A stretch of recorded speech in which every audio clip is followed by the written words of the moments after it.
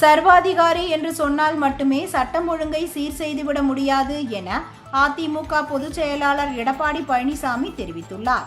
இது தொடர்பாக அவர் வெளியிட்டுள்ள எக்ஸ் பதிவில், திருப்பூர் மாவட்டம் அவிநாசி அருகே வயதான விவசாய தம்பதியினர் வெட்டி படுகொலை செய்யப்பட்டதை போன்று தொடர் குற்றங்கள் அதிகம் நடந்து கொண்டிருக்கின்ற நிலையில் திமுக அரசு முறையான நடவடிக்கை எடுத்திருந்தால் இன்று இந்த கொலை நடந்திருக்குமா என கேள்வி எழுப்பியுள்ளார்.